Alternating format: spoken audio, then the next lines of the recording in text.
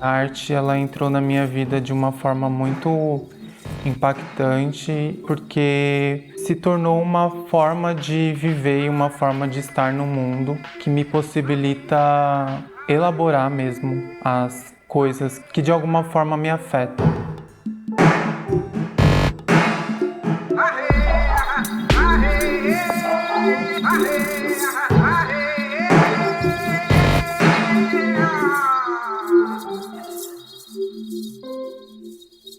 Bom, eu trabalho com performance, fotografia, um pouco de pintura, algumas instalações, mas principalmente performance. Acho que a performance ela acaba atravessando de alguma forma todo o meu processo.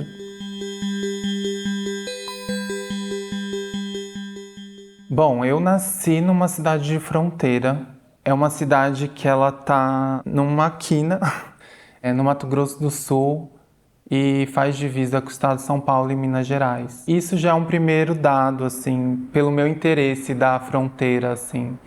A minha cidade, ela tem uma característica que a gente usa tanto o horário oficial de Brasília quanto o horário oficial do estado do Mato Grosso do Sul. Então essa relação temporal também é uma relação fundamental, eu acho. E sendo uma pessoa que em dado momento foi designada, foi lida como menino, mas isso sempre não foi realmente a forma como eu conseguia me compreender, eu estava vivendo uma situação de limite, né? Uma situação de quina, de fronteira, de imbricamento, assim. Aqui no ateliê eu tenho alguns figurinos que eu usei em alguns trabalhos. Esse figurino laranja é um kimono que eu usei num ensaio que se chama Foto Yura, que foi um trabalho muito importante para mim, para eu também entender que eu era fotógrafa e que eu tinha outra maneira de criar fotografias e que ainda que eu tivesse essa outra forma de criar fotografias, eu ainda estava pertencendo a uma tradição familiar da fotografia. A minha família paterna, que é uma família de origem japonesa, foram imigrantes japoneses no Brasil. Todos os meus tios, incluindo meu pai, eles foram fotógrafos. Então era uma tradição dos homens, era uma tradição masculina da família, a fotografia. E eu quebrei esse paradigma, mas eu ainda mantive a tradição da fotografia na minha família paterna.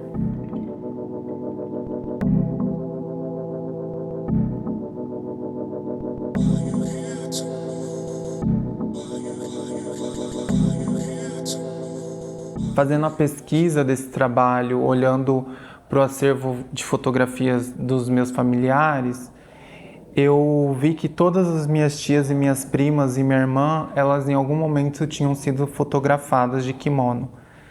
E eu, sendo uma mulher trans, eu ainda não tinha esse registro familiar. Então foi um momento que eu pude unir a tradição da fotografia e a tradição do vestuário na família, recriando o Foto Yura, que é um foto que existe desde 1958 e ele existe até hoje e que fez parte de todo o desenvolvimento da minha família e que possibilitou que minha família pudesse se manter.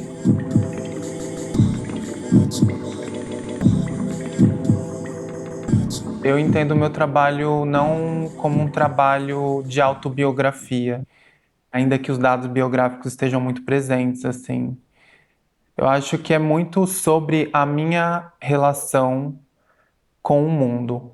Eu acho que muitos trabalhos, eles estão totalmente contaminados a partir das experiências de violência que eu sofri, ou que eu vivenciei, ou que eu pude, de alguma forma, ver no mundo e no nosso meio social, assim. Hoje eu acho que existem possibilidades de leitura do meu trabalho a partir de arte queer, mas não me considero uma artista que pesquisa profundamente arte queer. ela faz parte dessas construções de conceito que a gente vem desenvolvendo na arte contemporânea, né? Início de trabalho, isso não era um horizonte ainda, na verdade. Então, essas fotos aqui, que são fotografias de Instax, é um trabalho que eu venho desenvolvendo, que eu fotografo a minha casa quando ela está extremamente desorganizada.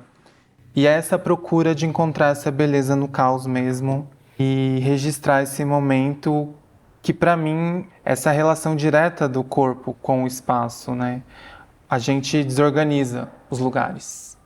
A gente vive para desorganizar e para reorganizar. Então, esse ciclo é um trabalho que ele ainda está em processo, ele não foi finalizado e eu quero colocar essas fotografias em porta-joias. Então, trazer esse cotidiano para esse lugar do precioso.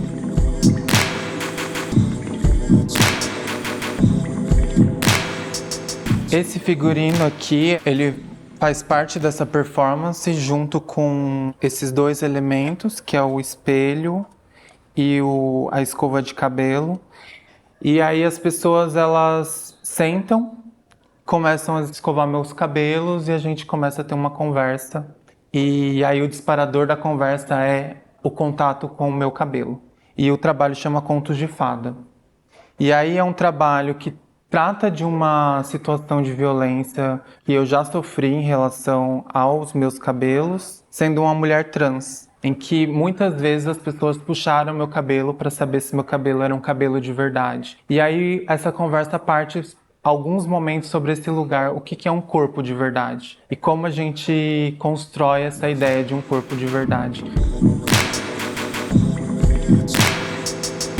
Esse trabalho chama O Louco, ele faz parte de uma tríade de trabalho. Essa é uma foto performance, ela tem uma instalação que chama O Fardo. Nessa instalação, esse figurino ele é colocado para o público ao lado de uma caixinha de acrílico com um cadeado, em que as pessoas podem depositar dinheiro e cortar um pedaço da gravata. E a performance se chama O Noivo e ela fecha essa tríade. Existe uma ação que é muito comum em casamentos heterossexuais e católicos, que o noivo ele é arrastado pela gravata e é solicitado às pessoas dinheiro em troca de um pedaço da gravata. E aqui eu coloco esse personagem na rua. Ao invés dele estar num momento de cerimônia, né, religiosa, festiva, de um casamento, ele entra num lugar de um andarilho, que está o tempo inteiro oferecendo o seu elemento fálico, que é a gravata, a ser destruído pelas pessoas em troca de dinheiro. E é o único trabalho que eu tenho até então que depois da minha transição eu entrei nesse lugar de vivenciar de novo esse universo mais masculino, assim, porque até então eu sempre trabalhei muito com o feminino e esse trabalho eu tô trabalhando com o masculino.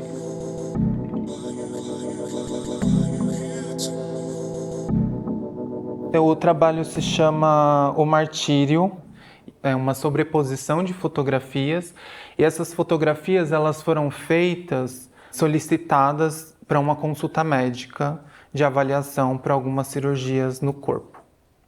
Então o médico ele passa uma série de poses que você tem que fazer e aí eu sobrepus essas imagens e aí ela cria essa imagem. Dá uma sensação de dança, mas de vertigem e a ideia desse martírio mesmo, né?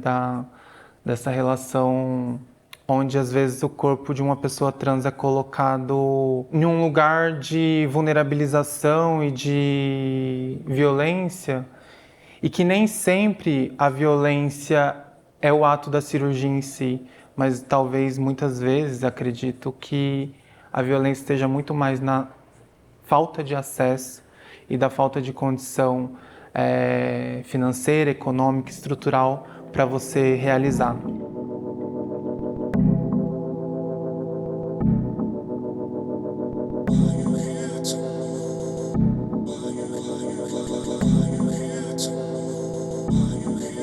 Quando eu pensei nessa performance, né, Meu Nome é Neus, Eu Venho em Paz, era muito sobre estar no mundo, aparecer no mundo, nascer no mundo, sem grandes ambições, sem grandes questões, e a gente vai descobrindo no processo. E aí, durante a performance, eu vou criando várias situações em que esses atravessamentos de ser um ser feminino no mundo é colocado, né?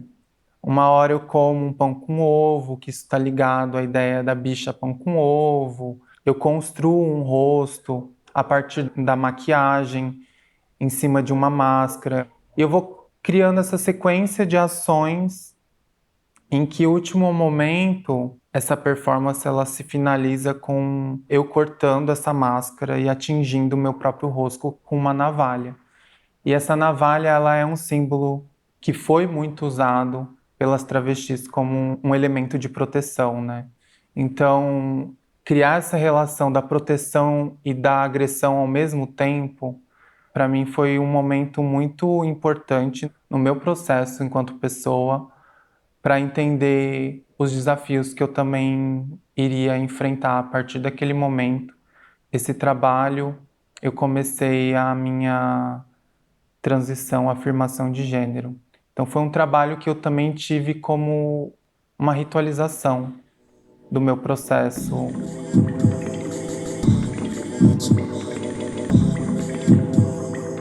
Nem Eva, nem Maria, Alice, essa brincadeira do nome, né? É uma performance que eu fiz depois de um período de pausa. Eu me distanciei um pouco da produção para entender um pouco do meu processo que eu estava vivendo nesse momento de início de transição e afirmação de gênero. Eu voltei para minha cidade e eu precisei desse tempo para entender qual que era a minha relação comigo mesma, com os meus familiares, com os meus amigos, com o meio social de forma geral. E aí, quando eu retorno com esse trabalho, que é um trabalho que eu fico em estado quase contemplativo, segurando um tablet, e nesse tablet fica passando um vídeo em looping de uma cirurgia de redesignação sexual. A partir do momento que eu me nomeei, eu entendi que eu estava assumindo para mim mesmo uma liberdade muito radical e me distanciando desses dois grandes arquétipos cristãos, de Eva e de Maria, e me tornando a mulher que eu queria ser, independente de qualquer coisa. Ah,